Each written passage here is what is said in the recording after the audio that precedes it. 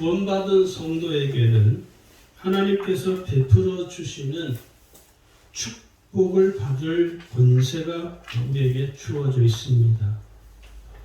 오늘 말씀은 축복받을 권세라는 주제를 가지고 말씀을 전하려고 합니다.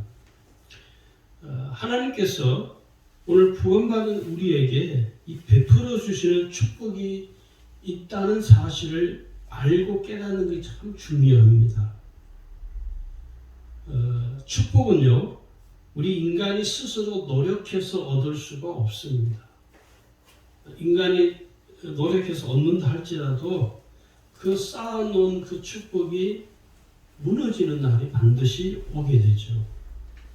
그러나 하나님께서 베풀어 주시는 이 축복은 무너지지 아니하는 축복입니다.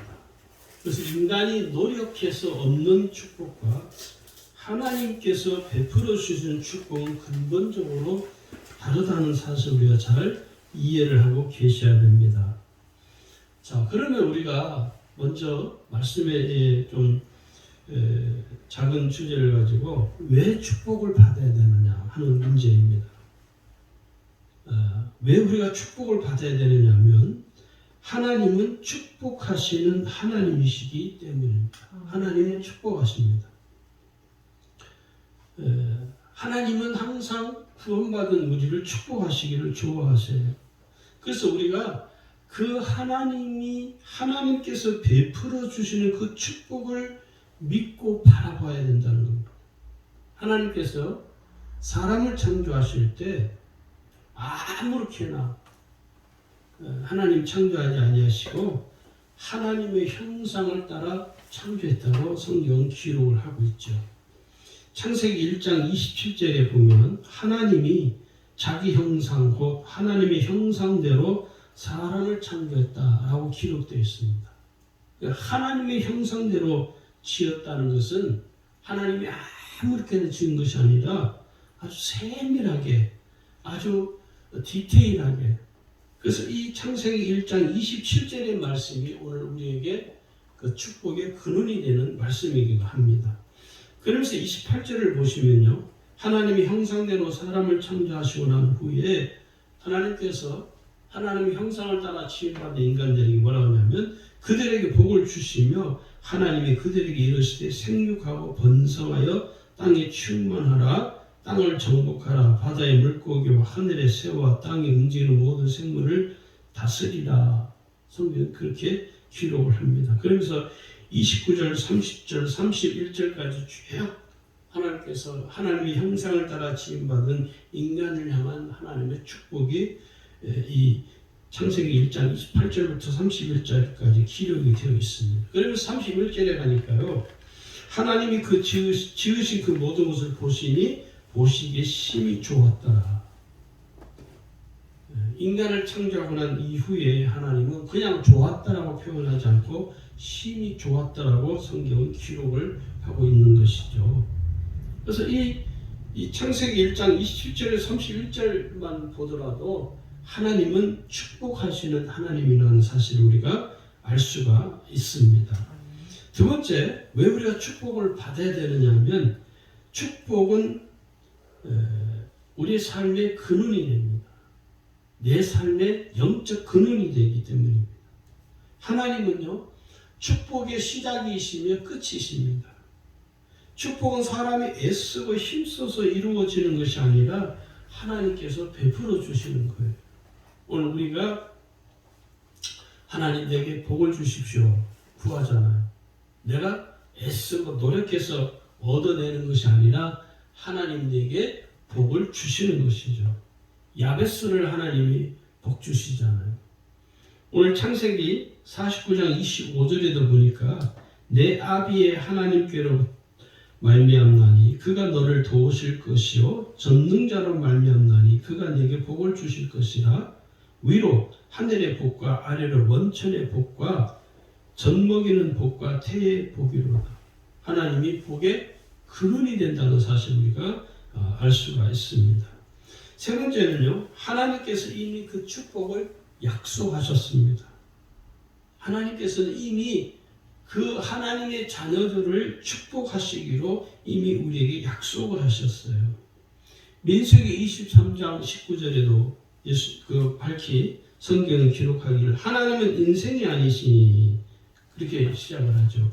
시건치 않으시고 인자가 아니시니 후회가 없으시도다. 어찌 그 말씀하신 바를 행치 않으시며 하신 말씀을 실행치 않으시랴. 하나님께서 말씀하신 그대로 하나님은 그 약속을 이루어 가신다는 것입니다. 그래서 하나님은 인생이 아니시기 때문에 시건하지 아니하지만 우리 사람들은 시건하잖아요. 많은 말들을 우리는 뿌리고 다니거든요. 그걸 우리가 공수표라고 그러죠. 어떤 사람 보면은 말을 너무 그냥 남발을 해요. 우리가 대부분 저를 비롯한 모든 대부분 사람들이 남발하는 게 뭡니까? 서로 헤어지면서 뭐라고 인사해요? 다음에 봅시다. 또 뭐라고 하죠? 다음에 밥 한 끼 합시다. 다 공수표죠, 공수표. 근데 우리가 사람들이 그런 말들을, 의미 없는 말들을 쉽게 내뱉어 버리거든요. 근데 여러분, 우리가 그것들을 참, 다른 사람들이 시건하는 말을 좀 줄여가야 됩니다. 그래서 헤어질 때, 어차피 다음에 만나서 밥 먹을 곳도 아니니까 잘 가라, 조심히 가라 그러면 되는데, 밥 한 끼 하자고. 인생이기 때문에 시건하는 것이죠. 그러나 하나님은 인생이 아니시기 때문에 하나님 그 약속하신 바를 다 이루어 가시는 하나님이십니다. 하나님께서 출애굽하는 이스라엘 백성들에게 하나님이 가나안 땅에 들어갈 것을 말씀을 하죠. 하나님께서 모세를 통해서 이스라엘 백성들에게 뭘 했습니까? 약속을 하셨습니다. 그리고 하나님은 결국 그 약속하신 바를 이루셨습니다. 여호수아 갈렙을 통해서 하나님이 여리고성을 무너뜨리게 하고 가나안을 정복하게 하셨습니다. 하나님이 약속이 이루어지는 순간인 것이죠. 오늘 우리의 삶 속에도 하나님은 반드시 나를 축복하신다는 이 사실을 우리가 의심 없이 가감하지 아니하고 그 약속을 믿고 하나님만 바라보며 가야 됩니다. 자, 그러면 두 번째는요, 하나님께서 오늘 우리에게 베풀어 주시는 축복이 있습니다. 창세기 1장 27절에서 28절에 보면요, 하나님이 자기 형상, 곧 하나님의 형상대로 사람을 창조하시되, 그러면서 28절에 가면 하나님이 그들에게 복을 주시며 그들에게 이르되 생육하고 번성하여 땅에 충만하라, 땅을 정복하라 라고 성경을 쭉 기록을 합니다. 이 말씀이 뭐냐면 하나님이 하나님의 뜻을 따라 창조되어진, 하나님의 형상을 따라 창조되어진 이 인간을 하나님이 축복하는 겁니다. 그래서 축복은 하나님의 뜻입니다. 내가 축복받기 위해서 하나님께 축복을 구하는 것이 아니라 이미 하나님이 하나님의 뜻으로 정해놓으셨습니다. 나를 하나님이 축복하시기로. 좀 더 그걸 자세하게 풀어서 좀 설명을 하자면, 그러면 하나님께서 오늘 우리에게 베풀어 주시는 축복을 좀 자세하게 말씀을 드리자면요. 첫 번째는요, 축복권을 회복하시기 위해서 예수님께서 십자가에서 죽으셨습니다. 제가 누누이 말씀드리지만 성경에서 말하는 이 축복은 우리가 생각하는 물질의 부유함을 말하는 것이 의미가 아닙니다. 이 축복권을 회복하시기 위해서 하나님께서 예수 그리스도를 이 세상으로 보내셨습니다. 왜 그러냐? 인간이 에덴 동산에서 어마어마한 축복권을 누렸죠. 모든 것이 완벽하게 다 갖추어져 있는 거죠. 하나님이 완벽하게 다 세팅을 해놓았습니다. 그래서 그 하나님께서 에덴 동산에 세팅되어진 그 모든 것들을 누리기만 하면 됩니다. 저는 아주 고급 호텔을 가본 적은 없지만 오래전에 몇 년 전에 우리 지방하고 서울에 있는 서울연회인가요? 거기 그 중부지방인가 종로지방인가 하고 이렇게 결연이 되어서 저희 집안 목사님들이 서울을 한번 올라간 적이 있습니다. 그 지방에서 울산에서 올라온 울산 지방 목사님 사모님들을 위해서 호텔을 다 잡아 예약을 하고 그래서 이제 호텔 안에 이렇게 쓱 들어가니까 호텔 안에 객실 안에다가 그 교회 아마 여성교회에서 준비를 하신 것 같아요. 간식이랑 아주 고급스럽게 그런 호텔에서 준비해 놓은 것이 아니라 그 여성교회 그 지방의 여성교회 연합회에서 다 세팅을 해 놓은 거예요. 제가 그걸 보니까 먹기가 아까운 거예요. 야, 어떻게 이렇게 사람 이렇게 정성껏 준비를 했구나. 그걸 보면서 뭘 느꼈냐면은 우리가 울산에서 여기 서울에 올라와서 이 지방에 있는 많은 목사님, 사모님 또 여성교회 장로님들한테 야, 정말 우리가 큰 대접을 받고 있구나. 한편으로 마음이 참 기쁘더라고요. 예. 한편으로 그러면서 느낀 게 뭐냐면 야, 이렇게 사람이 대접받는다는 것이 얼마나 사람을 행복하게 하는가 하는 그런 시간을 가진 적이 있습니다. 다 세팅되어 있는 거죠. 하나님께서는요, 에덴 동산에서 우리 하나님의 형상을 따라 지음받은 인간이 완벽하게 축복을 누리며 살아갈 수 있도록 하나님이 다 허락을 하셨습니다. 모든 환경, 먹을 것, 부족한 거 하나 없이 모든 것이 완벽하게 하나님이 축복을 하나님이 세팅을 해놓으신 것이죠. 네. 그래서 그 아담과 하와가 그 에덴 동산에서 정말 이건 더 이상 부족할 게 없는 거죠. 너무 완벽한 거죠. 그런데 이 에덴 동산에서 축복권을 누리며 살아가던 이 아담과 하와가 어떻게 됩니까? 추방을 당합니다. 왜요? 죄를 보면서 하나님의 말씀을 불순종하여 죄를 범한 그 인간이 결국은 더 이상은 에덴 동산에서 축복을 누릴 수 없는 상태에 이르게 되죠. 그걸 추방이라고 해요. 쫓겨나게 됩니다. 더 이상은 거기에서 누리고 싶어도 누릴 수 없게 되는 불행한 삶이 시작된 것이죠.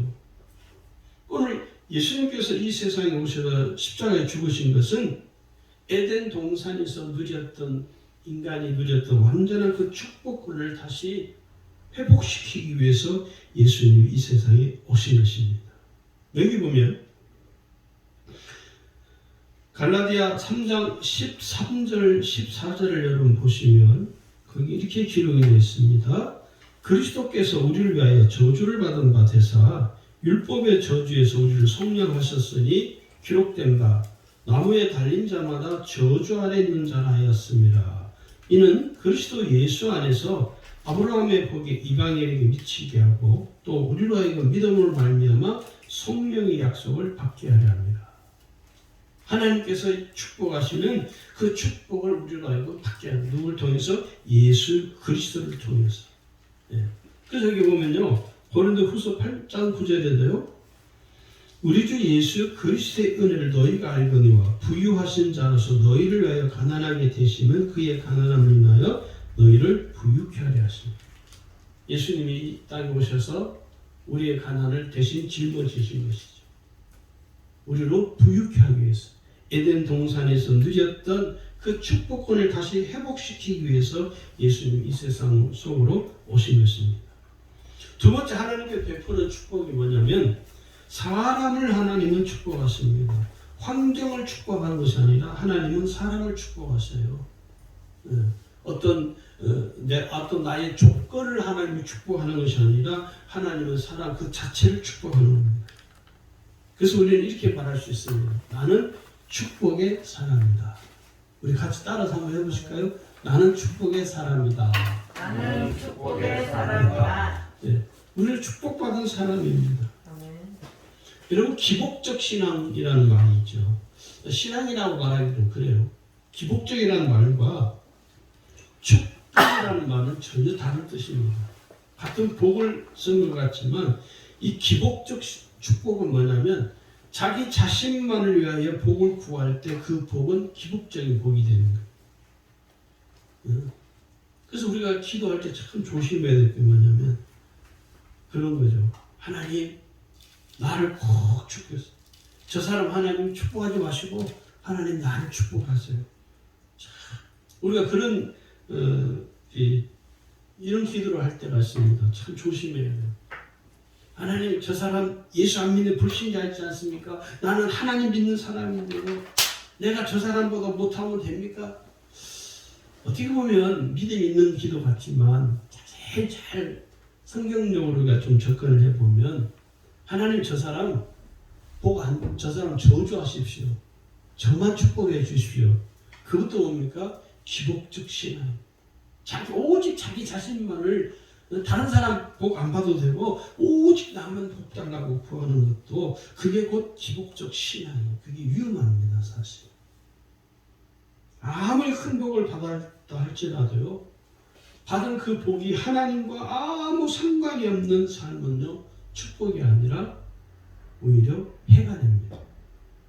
반면에 여러분 하나님의 영광을 위해서 복음을 위하여 내가 주의 선교 사역의 완수를 위하여 살아가는 삶을 살아갈 때 우리는 그 삶을 온전한 축복이라고 말할 수 있습니다.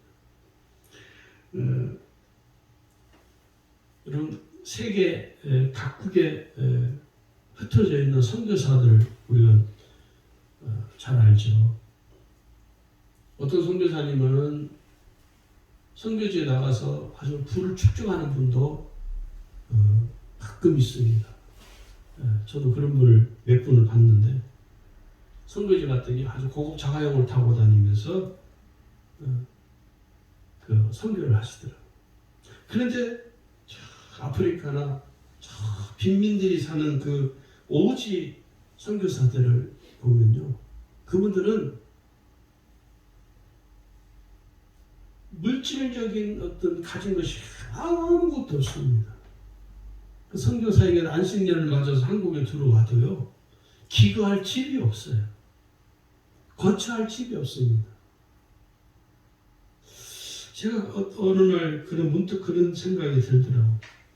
야, 선교사들이 오지에서 선교 사역을 하다가 안식년을 맞아서 고국으로 돌아왔는데 기거할 잠을 잘 수 있는 방 한 칸이 없는 그런 선교사님들이 굉장히 많거든요.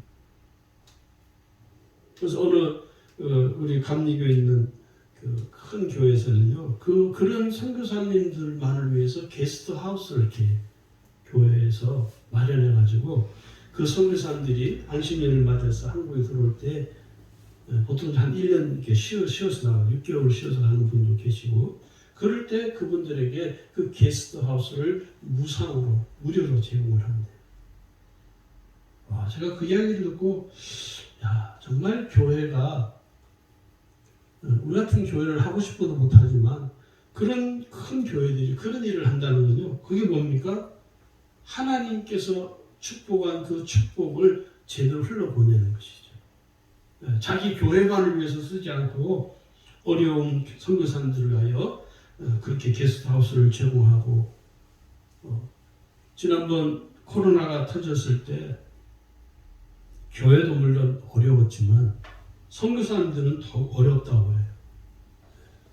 왜냐하면 한국에서 선교비 나가는 것들이 다 끊어지고, 저희도 솔직히 선교비 두 군데를 지출하다 한 군데는 하기 어려워서 지금 중단해 있는 상황입니다.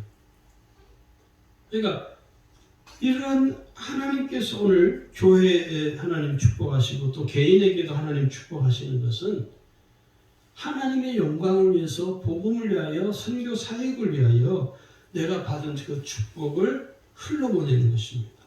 이게 온전한 축복이라고 말하는 것이죠. 세 번째는요, 모든 축복이 예비되어 있다는 것입니다. 하나님께서는 나를 위하여 축복을 예비해 놓고 계신 것이죠. 하나님께서 예비하신 그 모든 축복이 있음을 우리가 믿음으로 확신해야 됩니다.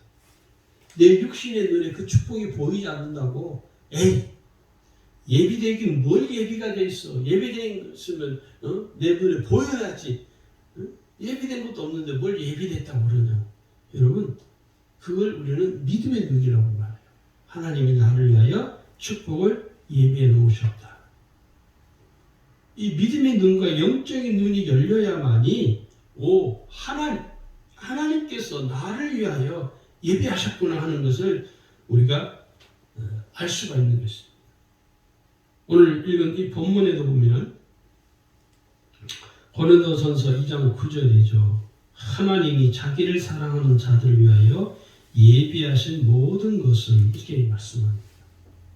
그 모든 것이 뭡니까? 눈으로 보지 못하고 귀로 듣지 못하고 사람의 마음으로 생각하지 못한 것이라고 성경은 기록을 하죠.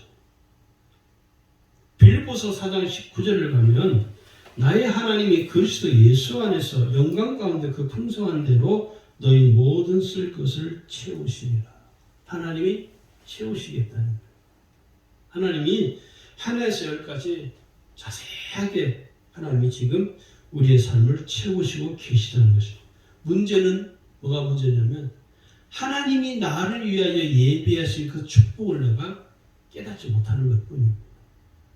우리는 자꾸 육신의 눈으로만 보려고 하기 때문에 우리는 육신의 눈으로 보이는 것에 아주 익숙해졌기 때문에 또 그래서 우리는 손으로 내 손에 잡혀야 되고 내가 눈으로 확인해야 되고 그런데 하나님이 예비하신 이 축복은 손으로 잡혀지지도 않고 또 육신의 눈으로 보여지지도 않는 거예요. 그래서 오늘 성도들이 뭐라고 하냐면 난감하고 대략 난감. 신앙생활 하면서도 하나님의 축복을 예비했다고 목사님 설교 자꾸 해서 하는데 하나님이 나를 위하여 예비한 축복이 뭐가 있어? 이렇게 반응을 할 수밖에 없는 거예요. 하나님이 나를 위하여 예비한 축복을 우리가 깨달으려면요 반드시 믿음의 눈이 열려야 합니다. 영적인 눈이 열려야만이 볼 수 있고 알 수 있는 것이죠. 네 번째는 하나님의 축복은 가문을 통하여 흘러가게 됩니다. 아브라함을 축복하신 하나님께서 아브라함을 통해서 이삭을 축복하시고 그 이삭의 축복이 또 야곱에게 흘러가죠. 그래서 이 하나님의 온전한 축복은요 부모를 통해서 자녀에게로 전수되어지는 것입니다. 부모를 통해서 자녀들에게 전수되죠. 그래서 부모는요 자녀들을 축복할 만한 믿음이 있어야 된다 하는 것입니다. 아브라함은요 그 아들 이삭을 축복할 믿음이 있었던 사람이죠. 창세기 25장 11절에 보니까 아브라함이 죽은 후에 하나님이 그 아들 이삭에게 복을 주셨고 이렇게 되어 있습니다. 내가 부모로서 내 자녀를 축복할 만한 믿음이 있어야 돼요. 근데 자녀들이 그러잖아요. 아이고 우리 아버지 말은 아이고 그냥 입만 살아가지고 말은 장로인데 아이고 교회 사는 거 보면 아이고 뭐 저는 그런 사람 수도 없이 봤습니다. 정말 수도 없이. 그 부모가 누구라고 제가 말을 할 수는 없고 그 부모가 시골에 있는 교회에서 목사님에게 대들고 목사님에게 대적하고 늘 목사님을 뒤에서 욕하고 하던 그 자녀들이 똑같은 짓을 해요. 그래서 맨 뒤에서 목사님 욕하고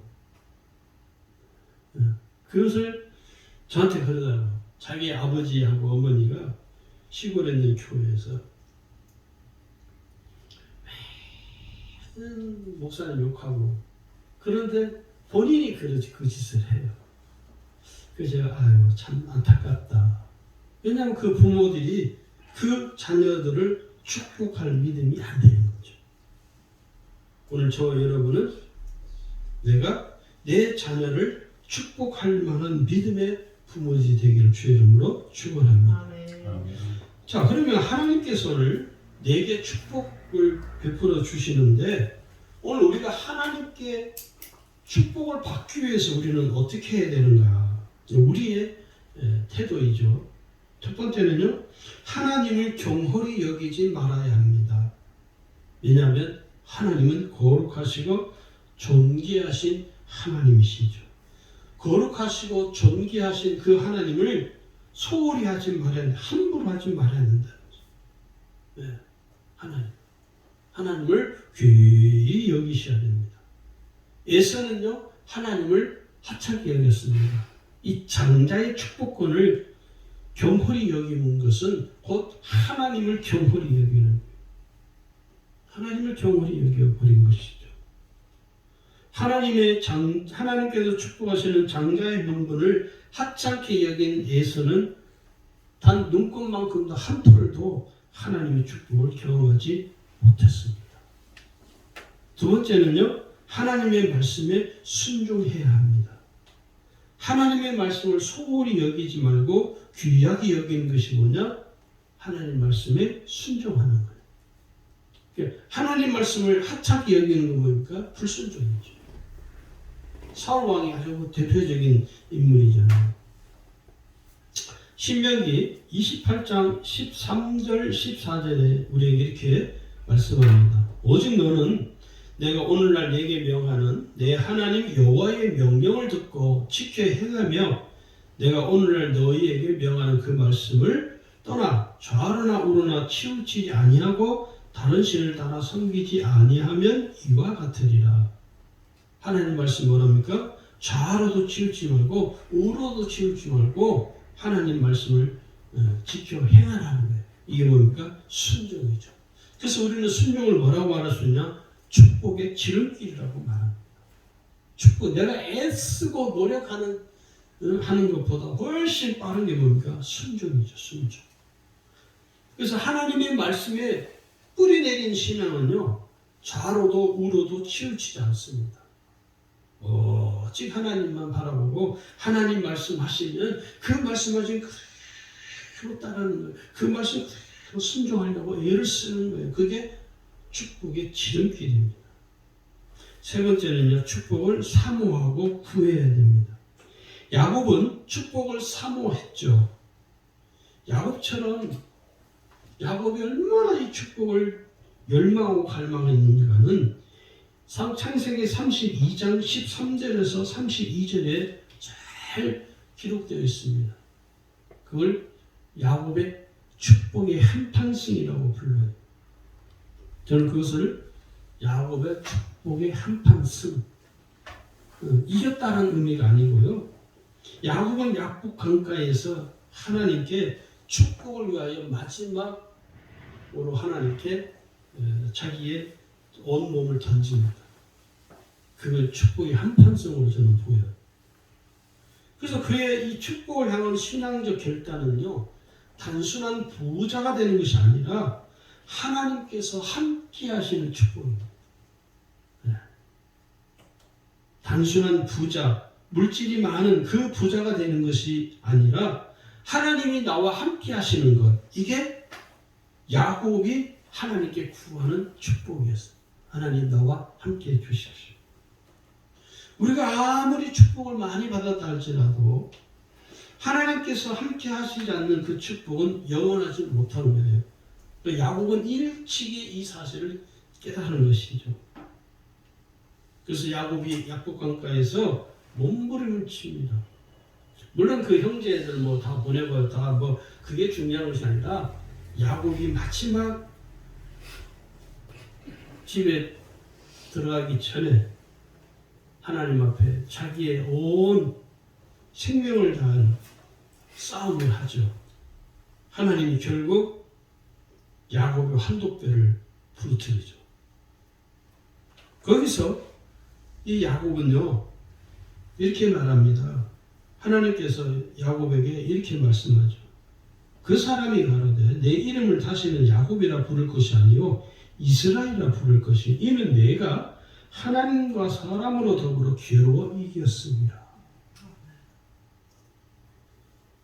또 창세기 35장 14절 15절에 보니까 야곱이 하나님의 자기와 말씀하신 곳에 기둥 곧 돌 기둥을 세우고 그 위에 전제물을 붓고 또 그 위에 기름을 붓고 하나님이 자기와 말씀하시는 곳의 이름을 베델이라 불렀더라. 하나님의 축복이 이제 완전히 완성되어지는, 마침표가 되어지는 장면이기도 하죠. 오늘 우리에게 축복에 받을 만한 축복의 영적 원리 5가지가 있습니다. 이 5가지 영적인 원리를 우리 삶에 잘 적용하셔야 돼요. 첫 번째는 뭐냐? 주일 성수이죠. 온전한 주일 성수이고, 두 번째는 온전한 11조를 하나님께 드리는 것입니다. 그리고 매일 기도하는 것이죠. 기도는 왜냐? 왜 기도하느냐? 기도는 내 삶을 여는 축복의 열쇠와도 같은 것입니다. 내 삶의 축복을 여는 열쇠도 같은. 그리고 선교를 위하여, 복음을 위하여 자신의 물질을 하나님께 드리는 거예요. 그래서 많이 심는 자는 많이 거두게 되고요, 적게 심는 자는 적게 거둔다. 심은 자를 거두는 영적인 원리가 여기에 있다는 것입니다. 그리고 축복을요, 이웃들과 나눌 수 있어야 됩니다. 축복은 흘러가는 것이거든요.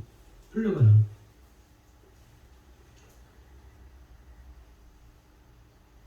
나에게만 있는 축복은 반드시 언젠가는 썩게 됩니다. 고여 있으면 썩는, 물이 고여 있으면 썩잖아요. 똑같거든요, 원리가. 요셉은 자신이 받은 축복을 자기 자신만을 위해 사용하지 않고 형제들과 나누었습니다.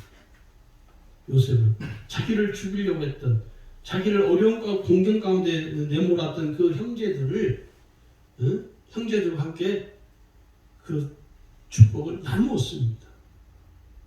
그래서 하나님께서는요, 애굽에서 7년 풍년과 7년 흉년을 통하여 하나님이 요셉의 축복을 견고하게 해 주신 것이죠. 그리고 그 형제들은 자신들이 축복을 받은 것이 아니라 요셉의 축복을 목격한 자들이, 요셉이 하나님으로부터 받은 그 축복을 그 형제들과 다 나누어 줬어요. 혼자서 독식하지 않고 다 나누어 줬던 것이죠. 오늘 저와 여러분의 삶에도 내가 받은 축복을, 내가 받은 은혜를 나 혼자 독식하지 말고 알지 못하는 사람, 어려움을 당한 사람, 필요로 하는 사람들에게 이 축복을 흘러보낼 수 있는 저와 여러분의 삶이 되기를 주의 이름으로 축원합니다.